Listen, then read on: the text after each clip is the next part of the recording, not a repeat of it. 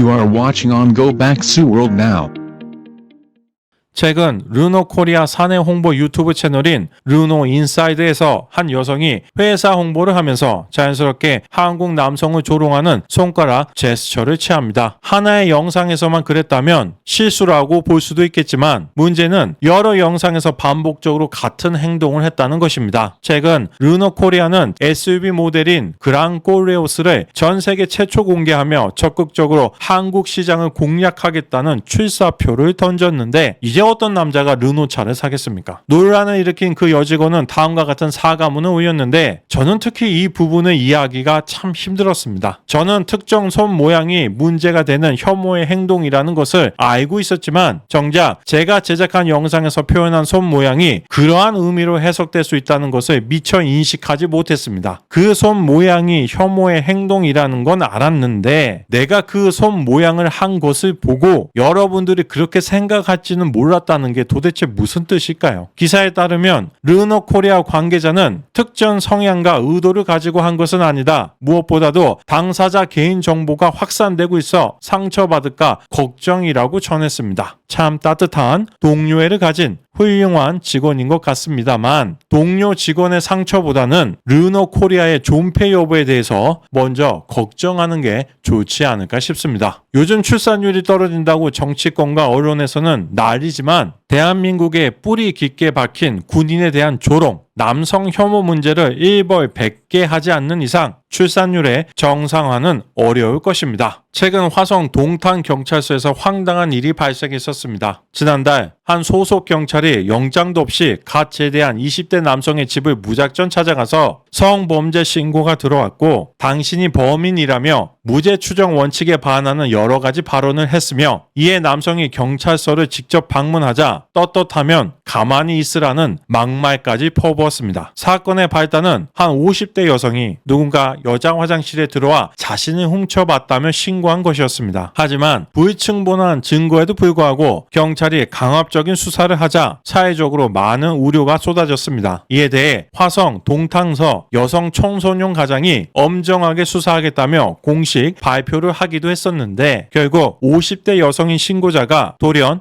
허위 사실을 신고했다고 자백하여 무혐의로 마무리되었습니다. 아무런 증거 없이 여성의 일관된 진술만 있어도 법적 처벌을 받는 대한민국의 어두운 현실이 다시 한번 가감없이 드러나는 사건이었습니다. 이 여성은 피의자를 특정하여 고소한 것이 아니기에 무고죄 혐의를 받을 가능성은 극히 낮습니다. 앞으로도 아무런 제재 없이 자신의 삶을 살아가겠죠. 하지만 이 남성은 만약 경찰과의 대화를 녹음하지 않았다면 크게 불리했을 것이며 이렇게 크게 공론화되지도 못했을 것입니다. 그럼 허위 신고자가 자백하지 않았을 가능성도 크죠. 만약 계속 수사가 진행되었다면 경찰이 실적을 올리겠다는 욕심에 아무 죄 없는 대한민국의 청년 하나를 범죄자로 만들 뻔한 것입니다. 과연 그 경찰이 자신이 한 일에 대한 합당한 처벌을 받을까요? 물론 아니겠죠. 부디 이 청년이 동탄경찰서 관계자와 허위 신고자에 대해서 가능한 모든 소송을 걸어 강력한 법적 조치를 통해 다시는 이런 일이 반복되지 않도록 했으면 좋겠습니다. 이러한 아님 말고식의 무고죄성 고발과 조사가 이루어지는 이유는 그동안 정치인들이 여성의 표를 받기 위해 만들어 놓은 여러 사례들이 이제 괴물이 되어 사회 전체를 삼키고 있기 때문입니다. 이 사건을 통해 드러난 더 우려스러운 일은 화성 동탄경찰서 여성 청소년 수사 1팀이 2023년 사회적 약자 대상 범죄 근절 계획에 따라 베스트 수사팀 1위에 선정되었으며 팀원 중 한 명은 무려 특별 승진까지 했다는 것입니다. 물론 이번 사건 조사를 맡은 경찰이 저 사람들 중에 있는지 없는지는 전혀 알 수 없습니다. 부서 변경이 있을 수도 있는 일이니까요. 다만 이 기사의 내용대로 작년 전국에서 1위를 할 정도로 검거 실적이 높았다면 혹시 다른 억울한 사건이 또 있는 건 아닌가 하는 합리적인 의심이 들 수밖에 없는 현실입니다. 여성 편에 서서 무조건 남성들을 핍박한다고 결코 성평등이 이루어지는 것은 아닙니다. 사실 전체 인류의 절반인 여성을 무조건 약자로 보는 시각부터가 굉장히 큰 오류입니다. 시작부터가 틀렸는데 제대로 된 성평등 정책이 나올 수 있겠습니까? 남자는 여자의 일관적인 진술만 있어도 범 범죄자로 찍히기 쉬운데 도대체 왜 여성의 무고는 이렇게 가볍게 처벌하는 것일까요? 이건 사법부가 오히려 여성들의 범죄를 부추기는 것이나 다름없습니다. 남자 여자는 똑같은 사람인데 왜 여자는 더 쉽게 용서받고 더 약한 처벌을 받을 수 있는 것일까요? 이렇게 지나친 여성에 대한 우대 정책으로 인해 이제 한국에서는 남성을 조롱하는 문화가 깊게 자리 잡게 되었습니다. 지난달 경기도 화성시 아리세 공장에서 화재가 발생해 23명의 안타까운 생명이 희생되었습니다. 사망자는 한국인 5명, 중국인 17명, 라오스인 1명이었습니다. 부디 앞으로는 이런 참사가 절대 발생하지 않기를 바랍니다. 이 사건 관련 언론 보도들을 유심히 살펴봤는데 일부 기사에서 적지 않은 문제점이 드러나고 있었습니다. 먼저 국민일보의 권민지 기자의 보도입니다. 제목은 조선족이지 무슨 중국 동포 17명 참변에도 날선 혐오입니다. 기자는 조선족이라는 표현은 틀렸으며 중국 동포라고 불러야 한다고 주장합니다. 온라인상의 일부 누리꾼들이 한국말 잘하는 중국인에게 조선족, 동포라는 감성에 빠진 사람들은 제발 정신 좀 차려라. 조선족이 왜 중국 동포냐? 중국인 동포라니 무슨 헛소리냐? 중국인이다. 라는 댓글들을 썼는데 이러한 표현이 옳지 않다는 것입니다. 국립국어원 역시 2010년 조선족을 차별 표현으로 보고 중국 동포, 제중 동포를 바람직한 표현으로 제시했고 조선족은 중국에 있는 여러 소수 민족 중 우리 민족을 다른 민족과 구분할 때 쓰는 표현이라고 전하고 있습니다. 하지만 조선족은 국어사전에도 등재되어 있는 단어이며 어떠한 차별적 의미도 담고 있지 않습니다. 만약 조선족이라는 단어가 혐오를 포함하고 있다면 왜 조선족들은 중국 신분증에 조선족이라고 표기되는 것에 대해서는 아무런 불만을 표현하지 않는 것일까요? 만약 조선족이라는 단어가 차별을 뜻하는 것이라면 중국의 한족이나 우리 한국인을 뜻하는 한민족이라는 단어도 차별적인 표현인 걸까요? 더불어 기자는 영화 청년 경찰, 범죄 도시 등 중국 동포를 범죄자로 묘사한 영화가 잇따라 개봉해 혐오가 심화하자 서울시는 2018년 조선족 대신 중국 동포를 행정용어로 사용한다고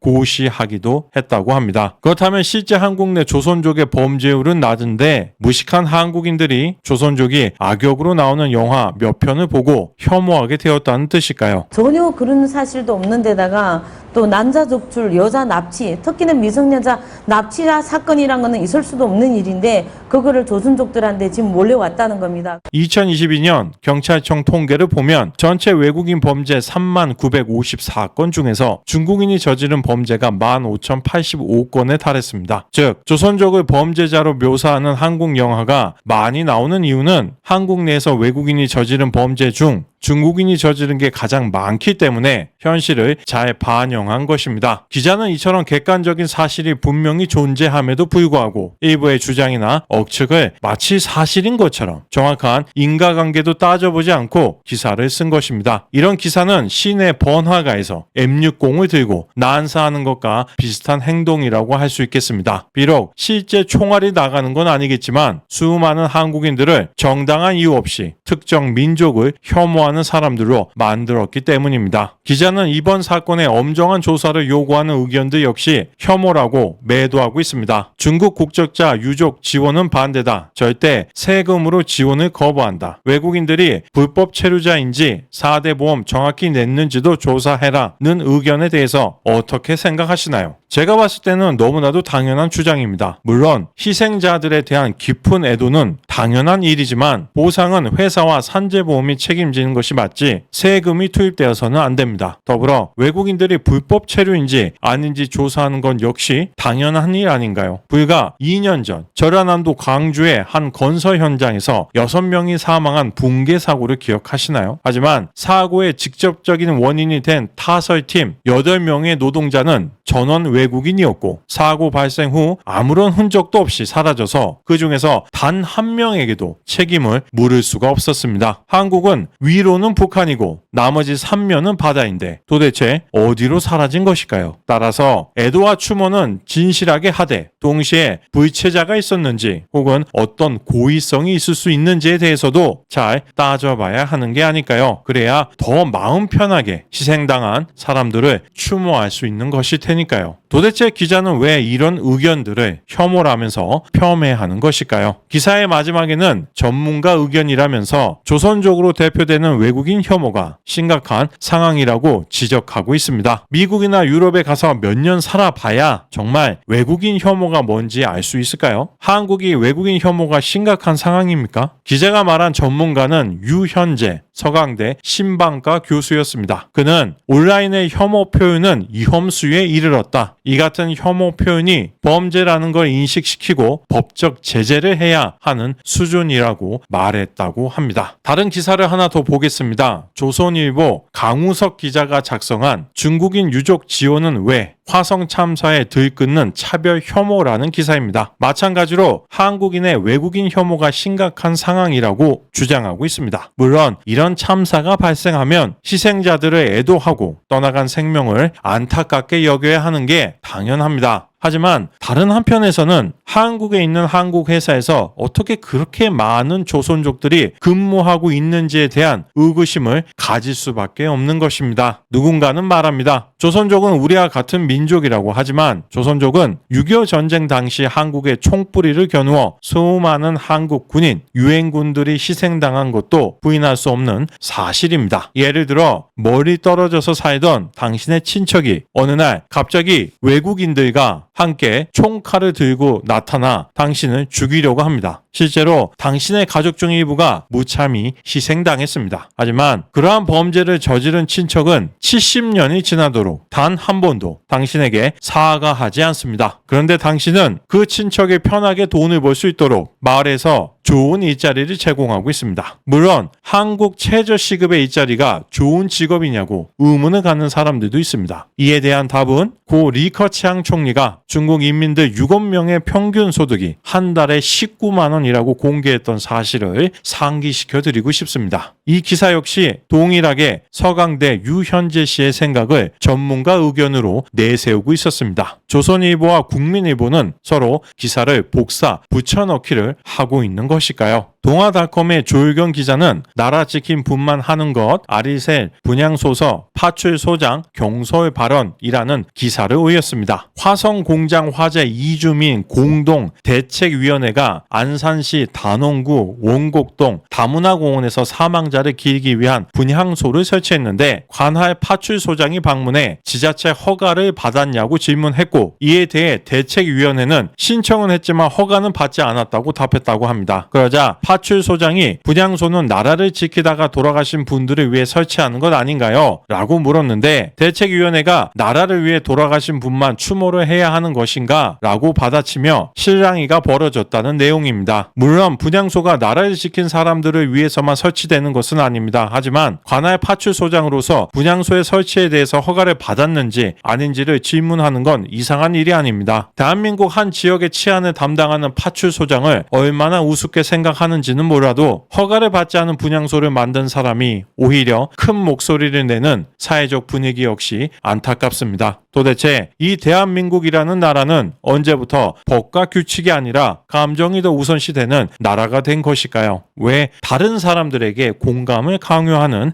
사회가 된 것일까요? 나는 마음에 와닿지 않는데 누군가가 슬퍼한다는 이유만으로 무조건 공감을 해주는 척이라도 해야 하는 사회 분위기가 너무나 무겁게 느껴집니다. 얼마 전 제2연평해전 22주기가 있었습니다. 6명의 해군이 대한민국을 지키기 위해 세상 그 무엇보다 소중한 자신의 생명을 희생했습니다. 제가 궁금한 건 안산시 단원구 원곡동 다문화공원에서는 단 한 번이라도 대한민국의 영웅인 이들을 위한 분향소를 만들어 추모했던 적이 있었는지입니다. 한 국가의 정부 입장에서 내국인의 삶의 질을 유지하기 위한 노력과 투자는 당연히 외국인들에게 배려해주는 것보다 우선시되어야 합니다. 하지만 누군가는 인권, 평등 등 듣기에만 좋은 소리를 떠버리며 우리 조상들의 희생이 담긴 그들의 피, 땀, 눈물을 위해 지어진 이 땅의 번영을 당연히 외국인들과 나눠야 한다고 주장하고 있습니다. 사회의 소수자를 돌보겠다는 생각은 좋습니다. 하지만 다수를 크게 희생하면서까지 소수자를 돌볼 수는 없는 일입니다. 다수가 존재해야 소수도 존재할 수 있는 것이니까요. 정당하지 않은 방법으로 여러분의 것을 빼앗으려는 사람, 겉만 번지르한 이유를 들먹이며 나눔과 공감을 강요하는 사람, 저는 이런 사람들을 사기꾼이라고 부릅니다. 몇 년 전부터 상식이 부족한 사람들에 대한 이야기가 심심치 않게 들려왔었습니다. 그래서 저도 검색을 해봤는데 정말 황당한 내용들이 많았습니다. 같이 보면서 이야기하겠습니다. 첫 번째 사례는 소개팅을 했는데 상대방이 호주와 캐나다의 수도를 시드니, 토론토로 알고 있다며 상식이 부족한데 계속 만나야 하는지입니다. 사실 이 정도는 괜찮습니다. 캔버라하고 오타와가 익숙한 명칭은 아니니까요. 하지만 미국의 수도조차 모를 정도라면 아무리 뛰어난 외모를 가지고 있다고 해도 만남에 망설여질 수밖에 없죠. 심지어 지방에서 올라온 한 20살의 청년은 인천이 어디 있는지도 몰랐다고 합니다. 아무리 외국에 나가본 적이 없다고 하더라도 대한민국 최대 공항이 인천공항인데 인천은 모른다니 굉장히 황당하죠. 한 공무원은 포르투갈이 유럽인 건 알겠는데 어디 있는지는 모르겠다고 합니다. 세계사를 배우면 대항해 시대 당시 세계를 양분했던 스페인하고 포르투갈을 모를 수가 없을 것 같은데 누군가에게는 그게 아니었나 봅니다. 또 다른 공무원은 우루과인지 우루사인지 지역적인 거 안다고 우쭐해하며 나대는 애들 나만 불편해라며 거친 불만을 쏟아냅니다. 몰랐던 걸 알게 되면 겸손한 태도로 배우면 되지 굳이 화를 낼 필요는 없습니다. 아마 이 글의 작성자는 여성인 것 같습니다. 남성들은 대부분 우루과이를 알고 있겠죠. 아무래도 축구를 잘하니까 자주 듣게 됩니다. 그동안 한국 선수들에게 거친 플레이도 많이 했었고 또 얼마 전에는 토트넘의 벤탄쿠르가 팀 주장인 손흥민에 대한 인종차별성 발언을 하기도 했었죠. 이건 진짜 충격인데 한 대학생이 영국이 섬인 걸 몰랐다고 합니다. 더 충격적인 건 밑에 댓글들인데 영국이 섬인 걸 모른다고 무식한 건 아니다. 영국이 섬인 걸 배운 적이 없다. 모르는 사람이 더 많으니 상식이 아니다라며 무식한 주장을 하고 있습니다. 마그나 카르타, 명예혁명, 의회민주주의, 산업혁명, 언어와 문학, 세계 무역과 금융, 대중문화, 축구, 해가 지지 않는 나라, 동인도 회사, 아편전쟁, 세계대전 등 전 세계적인 영향력을 보면 비록 지금은 미국의 세계이지만 지난 세기는 영국의 세계라고 봐도 무방한데 어떻게 영국이 섬이라는 걸 모를 수가 있을까요? 역사를 아예 모른다고 하더라도 비틀즈, 롤링스톤즈, 퀸, 콜드플레이, 원디렉션, 아델, 에드 시런, 두아리파, 샘 스미스의 노래들 중에서 한 곡 정도는 좋아할 만도 한데 해리포터, 브리짓 존스의 일기, 노팅힐, 러브 액츄얼리, 어바웃 타임 등 인기 있는 영화들도 많은데 그런 가수, 영화들을 접하다 보면 한 번쯤은 영국이 어디에 있는지 찾아보지 않을까요? 영국은 한국하고 멀리 떨어져 있으니까 모를 수도 있다고 쳐도 베트남은 상대적으로 가깝고 우리가 공산화를 막기 위해서 파병까지 갔었는데 서성한 중경외시를 졸업한 사람 3명이 모두 베트남은 섬이라고 말했다고 합니다. 유독 지리에 약한 사람들이 많은 것 같습니다. 베트남을 섬이라고 생각하는 사람들이 명문대에 갈 수 있다면 국가 교육 시스템에 큰 문제가 있는 게 아닐까요? 이제는 인물 관련인데 영국에 여왕이 있는 걸 몰랐으며 이게 상식의 범위 안에 들어가는 거냐는 질문입니다. 고 정주영 회장을 모른다는 글도 있었습니다. 물론 모든 한국 대기업 집단 창업주들의 이름을 다 알아야 하는 건 아닙니다. 지금 영상을 보는 분들 중에서도 LG 창업주 이름이 뭐냐고 물어보면 바로 떠올리는 사람이 절반도 안 될 겁니다. 하지만 한국 경제에 큰 공헌을 한 기업가의 이름조차 모른다면 아마 평소에 경제 관련 뉴스는 아예 안 본다는 이야기밖에 안 되거든요. 본인의 직업이 무엇이든 경제에는 관심을 가져야죠. 공산주의의 핵심 이념이 마르크스주의인데 카를 마르크스를 모른다고 합니다. 물론 우리는 민주주의 사회에서 살고 있지만 주변 국가들인 중국, 북한은 공산주의 사회입니다. 따라서 아무리 본인이 민주주의 사회에서 살고 있다고 하더라도 공산주의와 어떤 차이가 있는지 두 체제가 그동안 어떤 경쟁을 거쳤는지에 대한 고민을 해봐야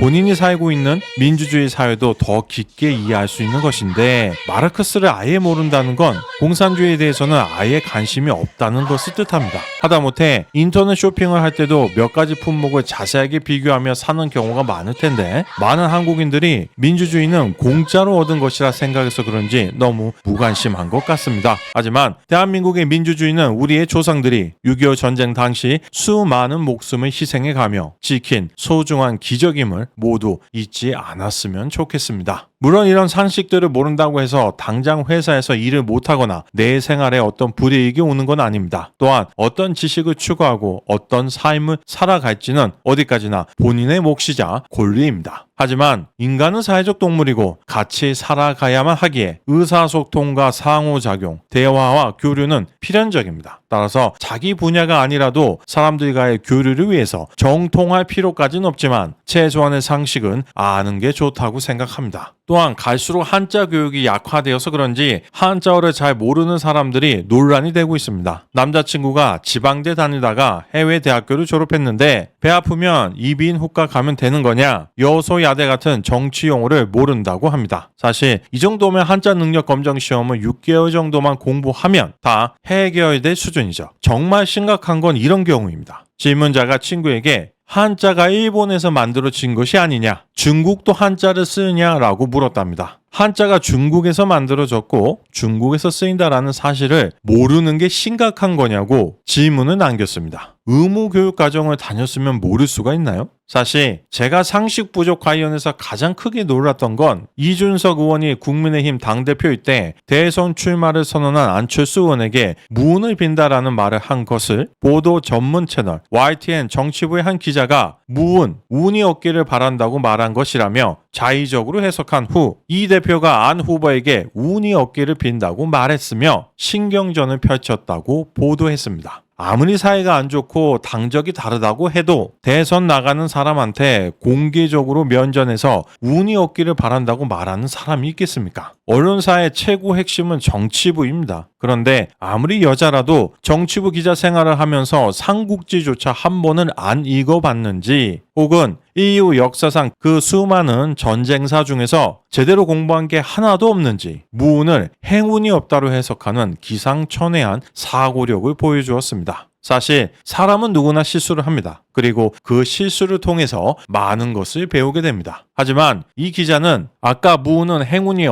없을 무가 아닌 전쟁에서 이기고 지는 운수라는 뜻도 있다며 이 대표에게 어떤 의미였는지 나중에 한번 물어보겠다고 말했습니다. 당연히 이준석 대표는 자신이 언급한 무운의 의미는 전쟁에서 이기고 지는 운수라고 답했다고 합니다. 자신의 실수를 깨끗하게 인정하지 않고 확인해 보겠다면서 시청자들과 기싸움을 하는 것을 보며 저는 대한민국 언론인들의 기본 소양에 큰 의문을 가지게 되었습니다. 물론 부족한 상식은 채워야 하겠지만 그렇다고 불필요하게 어려운 한자어나 단어들을 사용할 필요도 없다고 생각합니다. 조교가 학생들한테 금일 자정까지 과제를 제출하라고 했는데 한 학생이 금요일로 이해를 했습니다. 이런 경우는 그냥 정확하게 며칠 무슨 요일까지 내라고 통보하는 게 더 좋을 것 같습니다. 굳이 금일, 명의 등의 표현을 사용할 필요는 없습니다. 학교에서 학생들이 야외 활동을 가는데 학부모들한테 보내는 가정통신문에 중식 제공이라고 써 있는 걸 보고 왜 중국 음식을 주냐는 민원이 있었다고 합니다. 물론 우리는 중식을 점심이라고 이해하긴 하지만 실제로 점심이라는 중식하고 중국 음식이라는 중식은 한자가 같습니다. 그래서 그냥 점심 제공이라고 쓰면 오해할 일도 없고 의미도 전달되니 그렇게 바꾸는 게 좋다고 생각합니다. 그 외에도 학부모들의 낮은 문해력을 비평하는 기사는 수시로 나옵니다. 우천시 어디어디로 장소 변경이라는 통지문에 우천시에 있는 어떤 장소로 변경한다는 거냐는 질문이 많다고 합니다. 우천은 말 그대로 비 오는 날을 뜻하는 겁니다. 따라서 비가 올 경우 어디로 장소 변경이라고 쓰면 되겠죠. 굳이 우천이라는 단어에 집착할 필요가 없습니다. 한자어를 사용함으로써 더 간결하게 표현할 수 있는 경우도 많겠지만 쉬운 단어로도 큰 차이 없는 의미의 전달이 가능하다면 굳이 어려운 한자어에 매달릴 필요는 없다고 생각합니다. 물론 어려운 한자어를 사용했다고만 해서 그 사람을 무조건 비판해서는 안 됩니다. 하지만 마찬가지로 어려운 한자어를 사용했다고 해서 맹목적으로 그 사람의 수준이 높다고 생각해서도 안 되겠습니다. 하지만 가능한 한 쉬운 말을 사용함으로써 의사소통을 더욱 원활하게 하고 복잡한 내용이라도 쉽게 이해될 수 있도록 하는 것은 창작자, 평론가로서의 기본 자세입니다. 저도 한국인 중에서는 한자를 많이 아는 편이겠지만